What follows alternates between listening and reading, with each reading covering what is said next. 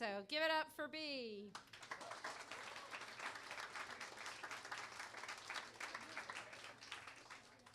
That's about good, don't you think? Lower? Okay, thanks. Thank you. So I'm going to tell you about a time in my life that I'm not very proud of. Because when I was in the 6th grade, I was a bully. And so were a lot of my friends. And we were bullies towards one kid in particular. His name was Clarence.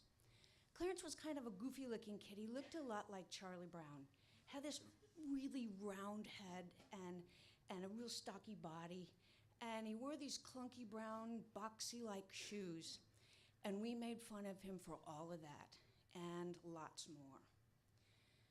Well, the thing about Clarence was he never told on us, and he never tried to get us back. And he was also really smart, but he never tried to flaunt that either. Well, one day, we decided we were going to play this continued game of kickball that we'd started ages ago, and we were shy one person. Now, Clarence knew the rules to the game because he always stood on the side and watched, and we never let him play. But this time we were short somebody, so we stuck him in right field, saying, nobody will ever kick it, over there to right field. Well, Mark Denny gets up to bat, up to kick, and of course, Mark, he's a great athlete. He kicks it right to Clarence. Well, it goes over Clarence's head, hits the tree behind Clarence, which is in fair territory, and bounces behind the building. Now it's in foul territory, but the ball is fair. So we're all telling him, run, Clarence, go get the ball, go get the ball. Well, he's goofy, and he can't run very good anyway in his silly shoes, and he's running trying to get the ball. And he's so bent-bound and determined to get that ball that he runs completely out of one of his shoes. He just loses it, and he keeps going. Well, Mark runs all the bases, and he's really, we're all like, well, where's Clarence? Clarence ran after that ball, and Clarence ran after the ball into forbidden territory. Now, this was forbidden territory because the principal had declared it so. It was right back behind the library, and there was a huge picture glass window back there, and it was the pride and joy of the principal. Nobody was allowed back there. He was very protective of it. But that's where the ball went, and that's where Clarence went. And after Mark ran the bases, we're all like, wow, holy shit, Clarence is in forbidden territory. This is awesome. Let's go look. So we all went running over there. Well, one of the Martin twins happens to pick up Clarence's shoe as we're running over. We get there, and Clarence is about 10 feet from this precious library window. And he's bent down, and as he stands up, he's got the ball in his hand, and he turns, and he's ready to run back into the game, and there we all are. We're standing there looking at him. Well, that's when the Martin twin takes the shoe, and he just sort of tosses it in the air, and he starts taunting Clarence. Got your shoe, Clarence. You're old one-shoe Clarence now, because I ain't ever giving it back to you. And he's just going on and on.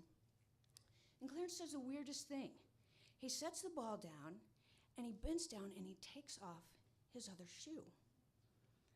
And he says, he's got the shoe by the shoestrings, and he says, you're right. One shoe's not going to do me any good, but one shoe's not going to do you any good either. So you might as well have the other one. So Clarence takes the shoe, and he starts twirling it around his head.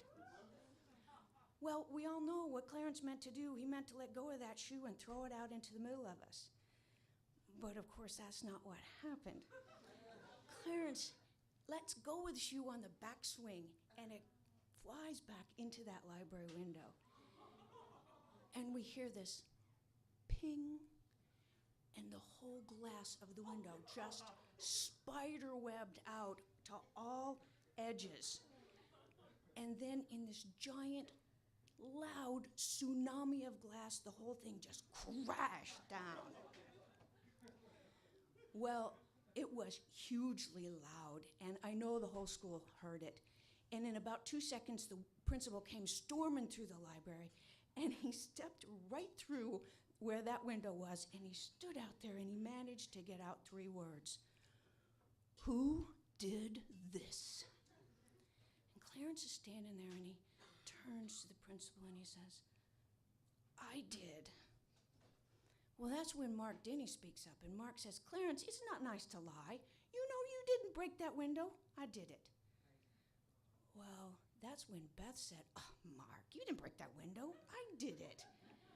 And Larry said he did it, and Leroy said he did it, and Janice said he did it, and I said I did it. And the principal got madder and madder with each declaration. And so he didn't know who to grab, whose parents to call. He turned around and walked right back into the building. Well, there's Clarence, and he's standing there in all that glass, and he doesn't have his shoes on. So the Martin twin decides he's going to go and pick Clarence up. So he walks over, and he's going to pick Clarence up and get him out of the glass. But he can't do it. Clarence is too heavy. And I see him struggling, so I go over, and I try to pick him up, and we're both picking him up, but we're not doing a good job of it. So a whole bunch of other kids come, and we all pick Clarence up, and Clarence ends up half on my shoulder and half on the Martin twins' shoulder. So we walk him out of the glass, and we get beyond the glass, but then we don't know how to put him down because there's no wall or anything, and he's monstrous heavy. And so we just keep walking. Well, that's when I realized Clarence is wiggling around up there on my shoulder. I'm like, what the hell's he doing? And I see his hands going like this.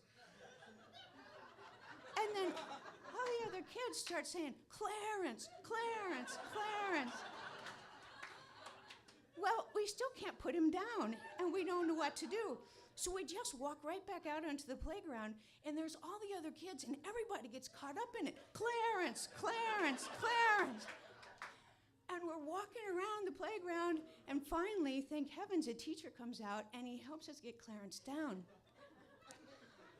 And I look back on that day, and I think, you know, we all escaped punishment that day. None of us ever got blamed for having claimed to break that window.